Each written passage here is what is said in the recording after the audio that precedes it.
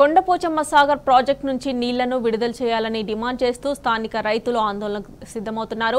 గజ్వేల్ నియోజకవర్గ బీఆర్ఎస్ నాయకుడు వంటేరు ప్రతాప్ రెడ్డి నేతృత్వంలో సింగాయపల్లి కెనాల్ వద్ద రైతులు ఆందోళన చేపట్టారు. సీఎం రేవంత్ రెడ్డి కేసీఆర్ పై దుష్ప్రచారం చేస్తూ రైతుల పొట్ట కొడుతున్నారని రైతులు ఆగ్రహాన్ని వ్యక్తం చేస్తున్నారు. తక్షణమే కొండపోచమ్మ సాగర్ నుంచి నీటిని విడుదల చేయాలని, లేని పక్షంలో వేలాది మంది రైతులతో రహదారులను దిగ్బంధిస్తామంటున్నారు. మరింత సమాచారాన్ని మా ప్రతినిధి రంగాచార్య అందిస్తారు. ప్రాజెక్టు నుంచి నీళ్లు విడుదల చేయాలనే ప్రధాన డిమాండ్ మేరకు గజ్వేల్ నియోజకవర్గానికి సంబంధించిన రైతులు ప్రజలు పెద్ద ఎత్తున కదులుతున్న పరిస్థితి కనిపిస్తున్నది. నిన్న ఈ ప్రాంతానికి సంబంధించిన నాయకుడు అట్లాగే మాజీ ఎఫ్డీసీ చైర్మన్ వంటేరు ప్రతాప్ రెడ్డి ఒక హెచ్చరిక కూడా జారీ చేయడం జరిగింది. తక్షణమే కొండపోచమ్మ సాగర్ నుంచి నీళ్లు విడుదల చేయకపోతే 2వ తారీఖు నుంచి తాము ఆందోళన బాట పడతామని చెప్పారు. అట్లాగే రోడ్ల దిగ్బంధ కార్యక్రమానికి కూడా తాము పిలుపునిస్తామని చెప్తున్నారు. గత 5 సంవత్సరాల కాలంగా వరుసగా ఈ ప్రాంతానికి సంబంధించిన కొండపోచమ్మ సాగర్ ప్రాజెక్టు నుంచి అక్కడికి నీళ్లు విడుదల చేయడం జరిగింది. అయితే ఈసారి మాత్రం గత 2 నెలలుగా ప్రభుత్వం తాత్సారం చేస్తూ నీళ్లు విడుదల చేయకుండా ఇబ్బందులు పెడుతున్న నేపథ్యంలో ఇక్కడ రైతులంతా ఆందోళన వ్యక్తం చేస్తున్నటువంటి పరిస్థితి ఉంది. వాళ్ళనే అడిగి తెలుసుకుందాం, వాళ్ళు ఏమంటున్నారు, ఎందుకోసం ఈ డిమాండ్ చేస్తున్నారు, వాళ్ళు అడిగి తెలుసుకుందాం. చెప్పు తాత, నీ పేరేంది? నా పేరు వీరయ్య. ఏంది, ఎందుకు ఇదంతా ఈ లొల్లేంది? ఏంది ఏం చక్కగా ఉంది? ఏమైంది? నీళ్లు లేవు, లెప్పులు లేవు, అటు అడిగి రానియరు, ఏదానికి ఏది లేదు. అప్పుడు ఎట్లుంది, ఇప్పుడు ఎట్లుంది?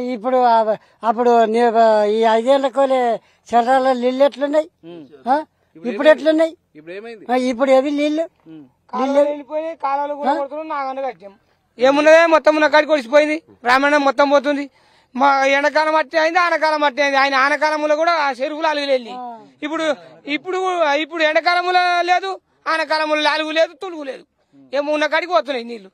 ఇక ఈ వచ్చాక కొండపోచమ్మ సాగర్ ఇవతల కాలికి వెళ్ళేది అటే లోపలికి మట్టెకి వచ్చేయి. కొండపోచమ్మని కూడా ఎండబెడుతుండు. మా గొర్రెం తాగాలి, మేమేం తాగాలి, మేము చచ్చే గతికి వచ్చింది. కేసీఆర్ చేసిండే కేసీఆర్ కొన్ని భూములు పోయినా కొంతమందికి మేలు చేసిండు. ఇప్పుడు మీరు ఏమడుగుతున్నారు? ఏమని అడిగేది? నీళ్లు లేవు. ఇప్పుడు నీళ్లు ఇస్తారా ఇడవరా గొర్రెలకు మాకు? ఎండాకాలం అంతే, ఆనకాలం కరెంట్ చక్కగా లేదు. అప్పుడు కరెంట్ మంచుకుంది, ఈ నీళ్లు ఉన్నాయి, ఆ నీళ్లు ఉన్నాయి, దిల్లు కూర్చున్నాము. ఇప్పుడు ఏ నీళ్లు లేవు. ఇప్పుడు ఆనకాలంలో కూడా నీళ్లు ఉన్నాయి, అవే కరెంట్ ఉండదా? నా పేరు చంద్రయ్య. ఏమంటున్నారు? నీళ్లు లేవు అని అడుగుతున్నాం. నీళ్లు లేవు, మళ్ళా మాకు బాధ అవుతుంది.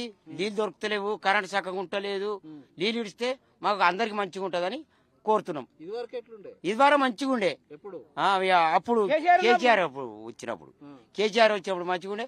ఈయన వచ్చినాక మొత్తం అదే మొదటికి ఏమో మేము పోయి ఆటికి ఆయన ఆడుంటాడో మేమే అన్నాం. మేము పూసుకుని పోయినాము అంటే 10 మంది పోలీసు మెడలు బట్టి నూకురా అంటారు. నీళ్లు కావాలి, మాకు నీళ్లు కావాలి, కరెంట్ కావాలి. చెప్పి అంతా మేలే ఉంది, అందరికి మేలే ఉంది. ఇక ఇప్పుడు ఆయన పోయిండు, మన్ను పోసి అమ్మలు కట్టినా అయింది. ఈయన కోరి కొడుకుని ఎత్తుకుంటే కొడుకు ఎత్తుకపోయింది. ఏం చేద్దాం?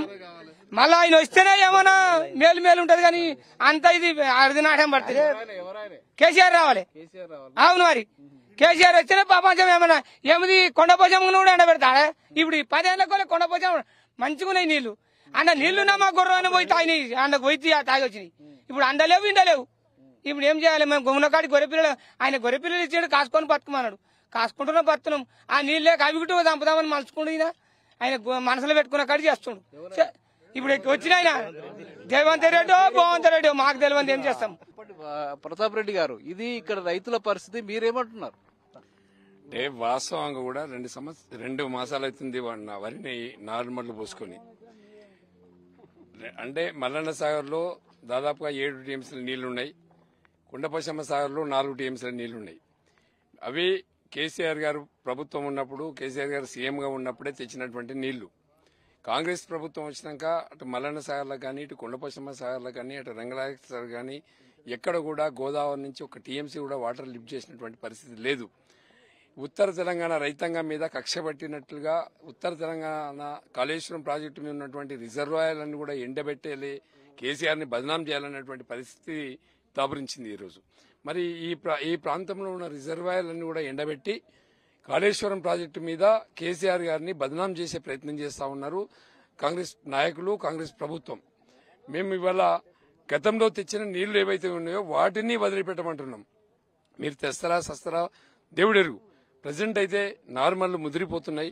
ఇటు హల్దీ రివర్లోకి నీళ్లు వదిలిపెట్టినట్టయితే దాదాపుగా 96 కిలోమీటర్లు పోయి 42 చెక్ డ్యాముల నుండి రివర్ కి రెండు పక్కల ఉన్నటువంటి రైతాంగం అంతా కూడా సస్యశ్యామలం చేసుకుంటారు, నార్మల్ వేసుకుంటారు, పంటలు పండించుకుంటారు.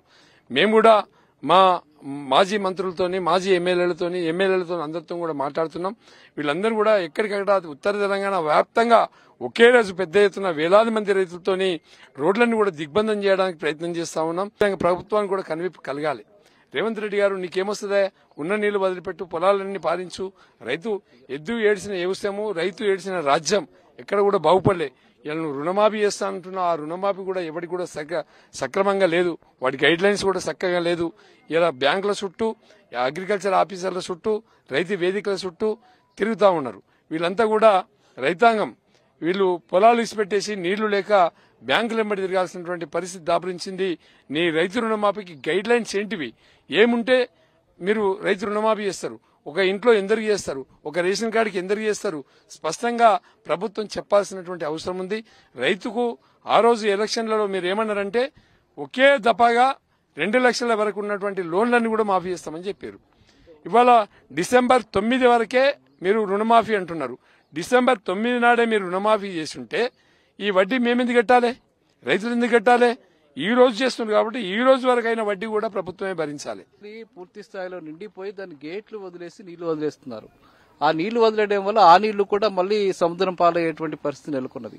ఇప్పుడు ఎల్లంపల్లి నుంచి మిడ్మానేర్ నింపడానికి ప్రభుత్వానికి ఉన్న ఇబ్బంది ఏమిటనుకుంటున్నారు? ప్రభుత్వం ఒకటే ఈ కాళేశ్వరం ప్రాజెక్టును బదనాం చేయాలి, కేసీఆర్ గారిని బదనాం చేయాలి, గత ప్రభుత్వాన్ని బదనాం చేసి పబ్బం గడుపుకోవాలనుకుంటున్నారు. ఇతరులు ఏం మాట్లాడుతుండ్రు?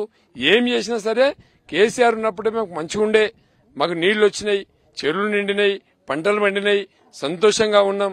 ఇవాళ ఈ ప్రభుత్వం వచ్చినాక, రేవంత్ రెడ్డి గారు వచ్చినాక ఉత్తర తెలంగాణ కాళేశ్వర ప్రాంతంలో ఉన్నటువంటి రైతాంగం మీద కక్ష పెట్టుకుని ఈ ప్రాంత రైతుల్ని వాళ్ళ పొలాలను ఎండబెట్టే ప్రయత్నం చేస్తుందని చెప్పి రైతాంగమే స్పష్టంగా చెప్తున్నది. కాబట్టి మేము కూడా రైతాంగానికి సపోర్ట్ గా నిలబడాలి. ఇలా మేము ప్రధాన ప్రతిపక్షంలో ఉన్నాం. మా పాత్ర ఏంది? ప్రజలకు నష్టం వచ్చినప్పుడు, రైతాంగానికి నష్టం వచ్చినప్పుడు వాళ్ళకు అండగా నిలబడి ప్రభుత్వం యొక్క మెడలు వంచైనా సరే మరి ఈ ప్రాంతంలో ఉన్నటువంటి రైతాంగాన్ని నీళ్లు ఇప్పించాలని చెప్పి మేము ముందుకొచ్చినాం. రైతులు కూడా చాలా మంది కోరుతా ఉన్నారు.